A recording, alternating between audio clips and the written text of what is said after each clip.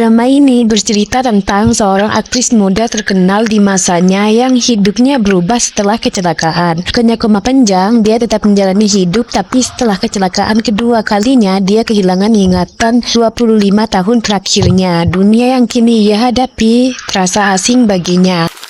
Awal cerita dimulai dari seorang gadis bernama asli Bong Joon-cha yang di dunia hiburan dikenal dengan nama panggung Lim Se-ra. Dia adalah pusat perhatian di Seoul pada zamannya. Semua orang menyukainya. Namun di balik gemerlap dunia hiburan ada sosok pria yang berbeda, Duk Gu-chul alias Chol Duk-gu. Saat orang lain sibuk ngefans pada Se-ra, dia justru cuek dan fokus dengan pekerjaannya yang sebagai seorang polisi. Saat itu ketika Duk-gu tengah bekerja, seorang pria datang melapor karena ditipu. Polisi senior bertanya siapa pelakunya dan jawaban pria itu bikin semua orang kaget. Lim Se-ra, bagaimana mungkin aktris cantik kesayangan publik dituduh sebagai penipu? Pria tua tersebut menunjukkan bukti tertulis. Polisi jadi dilema. Bukti ada tapi sulit percaya kalau Lim Se-ra benar-benar bersalah. Akhirnya mereka sepakat untuk memanggilnya ke kantor polisi. Masalahnya nggak ada satupun senior yang berani menghubungi artis sebesar itu. Jadi tugas berat ini diberikan kepada anak baru atau Duk-gu. Awalnya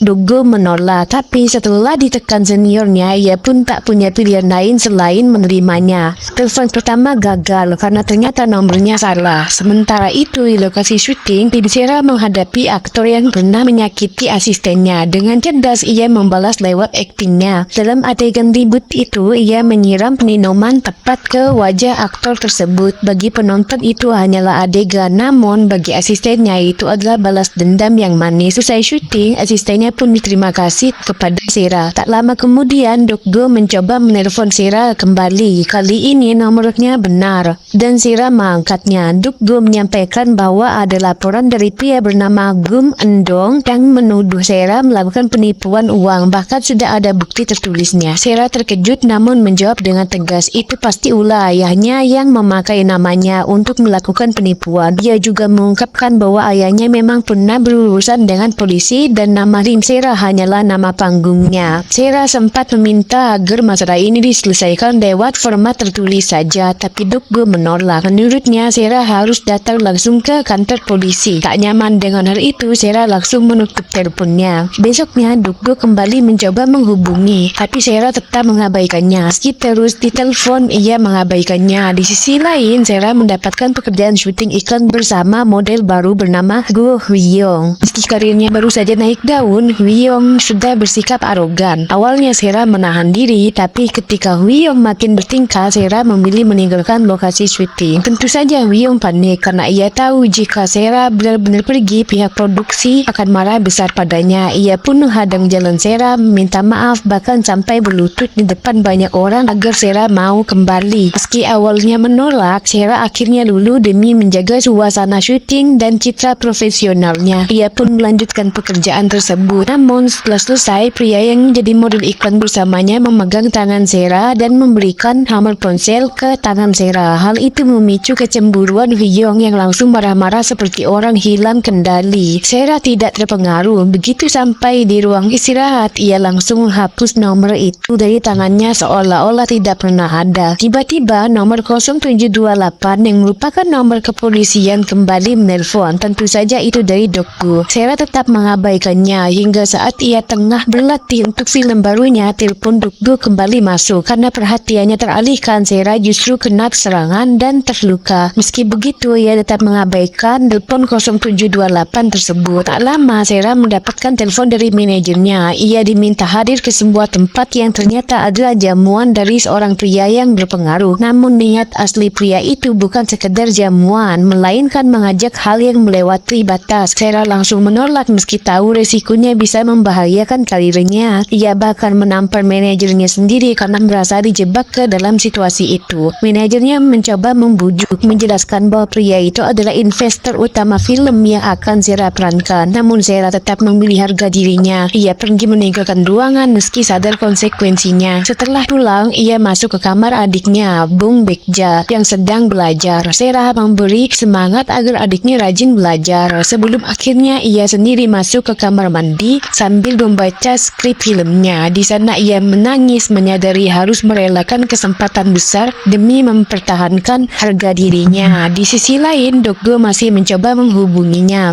Akhirnya, untuk pertama kalinya Sera mengangkat telepon itu. Dengan suara marah dan penuh tangis, ia meluapkan kekesalannya karena merasa terus diganggu. Padahal dia sudah berkali-kali bilang tidak bisa. Mendengar nada putus asa itu, Dokgo akhirnya mulai mengerti posisi Sera. Ia menurunkan nada suaranya mencoba memahaminya, dan pada akhirnya Sera luluh dan mengatakan bahwa ia akan datang untuk interogasi langsung ke kantor polisi. Mendengar kabar bahwa Sera akhirnya mau datang ke kantor polisi, semua polisi tampak senang. Keesokan harinya Sera benar-benar datang. Semua polisi berlarian hanya untuk melihatnya secara langsung. Begitu juga dengan Dokgo yang untuk pertama kalinya melihat Lim Sera di hadapannya. Ia langsung terpesona padahal sebelumnya ia tidak terlalu peduli. Sera kemudian masuk ke ruang interogasi. Uniknya ruangan itu sudah dihiasi khusus karena yang datang adalah seorang bintang besar. Saat interogasi berlangsung, Sera mengatakan bahwa polisi sebaiknya langsung mencari ayahnya dan menangkapnya agar masalah tidak terus berlarut. Pernyataan itu membuat para polisi terkejut. Setelah interogasi selesai, semua polisi berebut minta tanda tangan Sera. Hanya Dokgo yang tidak berani melakukannya. Cerita kemudian beralih ke acara award. Awalnya perhatian wartawan tertuju pada Go Huyong. Namun begitu Lim Sera hadir, semua kamera langsung berbalik fokus padanya. Dan saat pengumuman pemenang, nama Sera pun sudah dipastikan menjadi pemenangnya. Dalam pidato kemenangannya, Sera berterima kasih kepada ayahnya, adiknya, dan juga pemilik nomor 0728 yang tak lain adalah Dokgo. Dia bahkan menambahkan bahwa di saat ia sedih, orang dengan nomor itu mau mendengarkan ceritanya. Lihat itu membuat Go Hyung makin terbakar iris. Setelah acara selesai, ia meledak-ledak di kamar mandi menjerit-jerit seperti orang gila. Sementara itu, Dokgo hanya bisa tersenyum malu sendiri merasa senang disebut dalam pidato Lim Sera. Namun di kamar mandi, Hyung mengumpat penuh kebencian berharap Sera mengalami kecelakaan dan mati. Di sisi lain, ucapan itu seolah menjadi kutukan. Dalam perjalanan pulang, Sera benar-benar mengalami kecelakaan hebat yang membuatnya harus dilarikan ke rumah sakit. Saat Dokgo mendengar berita kecelakaan itu, sontak ia terkejut dan langsung bergegas menuju rumah sakit. Di sisi lain, Hyung tampak gelisah, berusaha menenangkan dirinya sendiri sambil berkata bahwa ia tidak ada hubungannya dengan kejadian yang menimpa Sera. Ketika Sera terbangun, usianya sudah menginjak 50 tahun. Awalnya ia tidak menyadari hal itu dan tetap menganggap dirinya masih Lim Sera muda yang berusia 25 tahun. Sosok aktris yang dikenal semua orang. Ia pun keluar dari kamar rumah sakit dan tanpa sengaja menabrak seorang pria. Ternyata pria itu adalah Dokgo, namun dalam versi yang sudah matang.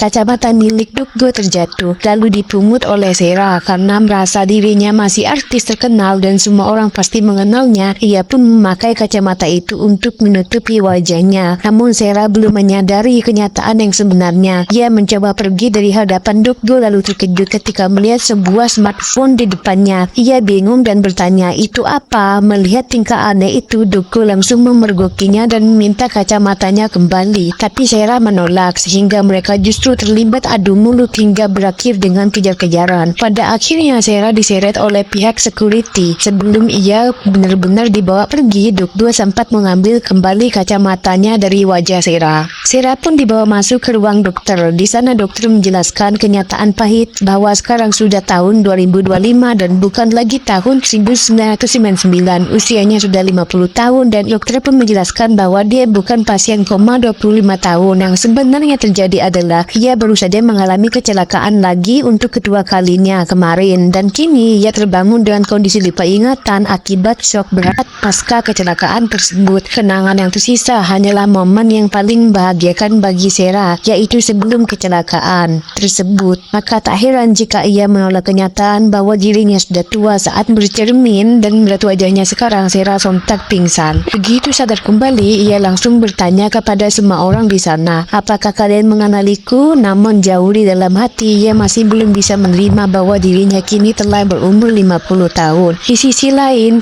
polisi Dokgo mulai merasa curiga. Menurutnya, kecelakaan yang baru saja menimpa Sera kemarin tampaknya seperti disengaja. Sepertinya Sera selama 25 tahun ini mengumpulkan bukti bukti soal kecelakaan lamanya dan ada seseorang yang mencoba menghilangkan bukti itu dengan cara membunuhnya. Saat Sarah masih dirawat, ia tanpa sengaja mendengar percakapan bahwa keluarganya tidak bisa datang menemuinya. Hal itu membuat Sarah merasa sangat ditinggalkan. Ia pun keluar berjalan seperti orang linglung. Melihat itu, Dukgo menyusulnya. Tepat saat Sarah hampir tertabrak mobil, Dukgo dengan sigap mendorongnya ke samping. Sarah pun menangis jadi-jadinya berharap semua yang ia alami hanyalah mimpi buruk. Di sisi lain, Duwon, manajer Sarah di masa lalu, sedang menderita sakit wasir hingga harus menjalani operasi. Di tengah rasa sakit itu, ia mendengar nama Bong Chung-ja, nama asli Lim Sarah disebut. Mendengar itu, Duwon sontak terkejut. Ia segera menelpon seseorang untuk memastikan apakah di rumah sakit itu benar ada pasien bernama Bong Chung-ja. Sementara itu, Bong Chung-ja alias Lim Sarah akhirnya diantar pulang oleh Dukgo menuju tempat tinggalnya, yaitu rumah Gu Siwon. Setelah diantar pulang oleh Dukgo, Bong ingin ditemani masuk ke rumah kosnya. Namun Dukgo menolak dengan alasan ada urusan lain. Akhirnya Bong pun masuk sendiri. Karena ingatannya masih kabur, ia bahkan lupa tinggal di kamar nomor berapa. Ia pun bertanya kepada penjaga kos dan penjaga kos itu menunjuk kamar 406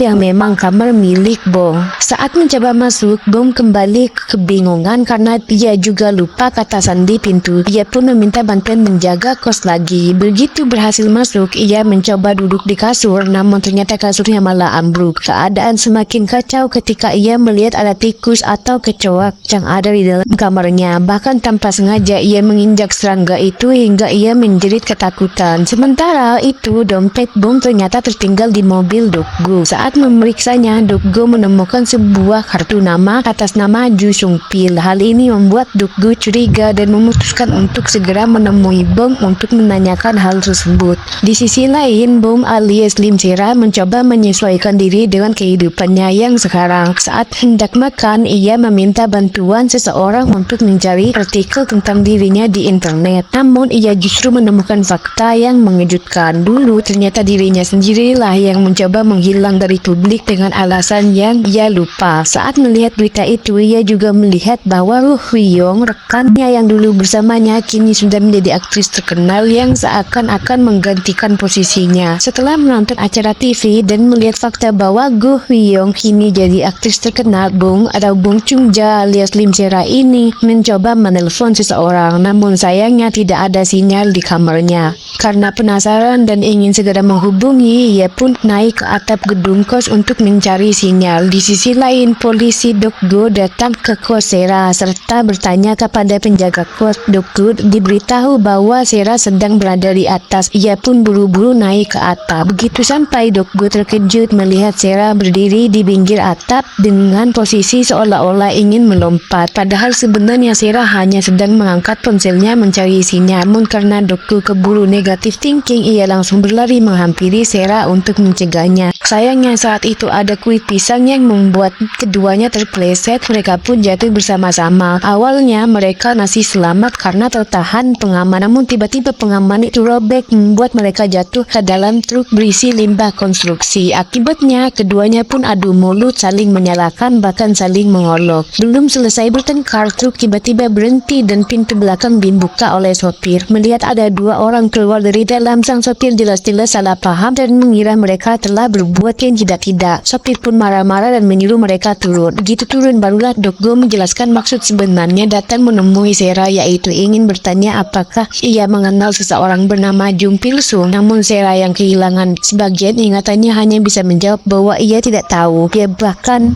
membuang kartu nama itu di depan Dukgo. Saat Sarah membuang kartu tersebut, Dukgo mengambilnya kembali dan menemukan tulisan angka 2668 di belakang kartu nama itu. Keesokan paginya, Sarah berusaha mengunjungi toko pangsit adiknya, namun ia terkejut melihat tarif taksi yang tinggi sehingga langsung menghentikan taksinya dan memilih berjalan kaki. Saat ia hendak memasuki area yang seharusnya dibuka menggunakan kartu akses, Sarah tidak punya kartunya dan akhirnya ditahan oleh petugas keamanan. Sarah lalu menelpon Dukgo. Awalnya Dukgo tidak mengangkatnya karena sedang bertugas, namun akhirnya diangkat dan menyusul Sarah. Sesampainya di sana, petugas keamanan bingung karena mereka tidak merasa menelpon polisi. Namun Sarah mengatakan, aku yang menelponnya. Sehingga masalah itu selesai diselesaikan dengan Dokgo yang membayar ongkos yang belum dibayar oleh Sera. Setelah itu Dokgo marah karena masalah ini bisa saja dihindari jika Sera mau menunjukkan KTP-nya. Namun Sera menolak karena takut artikelnya diberitakan kembali. Setelah itu Dokgo pergi sambil memblokir nomor Sera. Akhirnya Sera sampai ke toko pangsit adiknya. Di sana ia bertemu dengan adiknya dan mulai berbicara panjang lebar tentang bagaimana bisa adiknya berakhir berjualan pangsit. Tentu saja adiknya tidak mengerti maksud kakaknya karena yang ia tahu kakaknya seharusnya sudah tahu semuanya. Adiknya bertanya apakah kecelakaan kemarin membuat kakaknya jadi lupa ingatan dan Sera pun mengiyakan. Adiknya cuma bisa menghembuskan nafas karena capek sama semua masalah yang ada. Tiba-tiba datanglah seorang anak perempuan yang ternyata itu anaknya sang adik. Jadi otomatis itu adalah ponakan Sera. Melihat adiknya ternyata sudah punya anak dan sepertinya juga sudah bercerai dari suaminya, Sera langsung ngomel panjang lebar karena kesal adiknya ngusir kakaknya sendiri sambil melempar pangsit. Tapi pangsitnya malah diambil lagi sama Sera untuk dibawa pulang. Di sisi lain ada orang yang diam-diam motretin Sera waktu dia lagi ngambil pangsit tersebut. Pas Sera sudah sampai di rumah dan asik makan, tiba-tiba Sera dapat telepon buat berangkat kerja. Dari situ dia baru sadar kalau ternyata dia punya pekerjaan. Akhirnya Sera pun pergi bekerja. Setelah selesai, dia dibawain bungkusan kimchi sama orang yang ada di sana. Sialnya, pas naik bus, sopirnya ngerem mendadak. Kimchi yang dibawa Sera berterbangan pecah serta berhamburan dan malah nyiprat ke salah satu siswi di bus itu. Di sisi lain, malam harinya Duwon mantan manajer Sera datang ke pertemuan bareng Wiyo. Awalnya mereka ngobrol soal kerjaan, tapi malah jadi debat panas sampai akhirnya Duwon nyinggung kejadian 25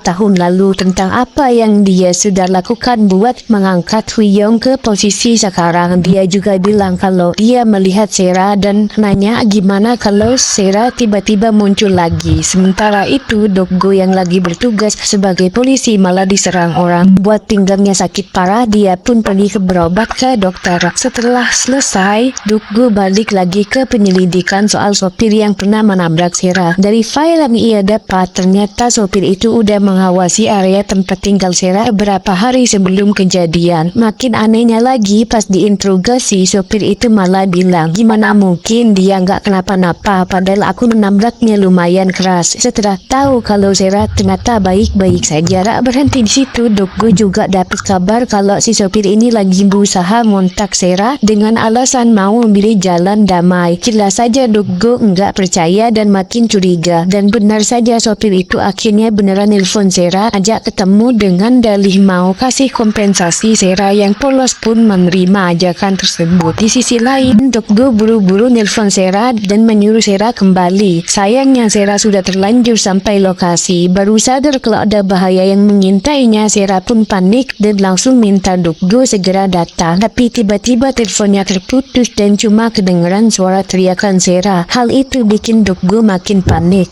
Nah, pertanyaannya, apa yang bakal terjadi sama Bong Joon-cha alias Lim Sera? Apa dia bakal kena kejahatan lagi? Atau Dokgo berhasil nyelamatin dia tepat waktu? Jawabannya bakal kita tahu di episode 3 dan 4 nanti. Jadi stay tune aja ya. Jangan lupa like, komen, dan subscribe kalau kamu suka konten ini.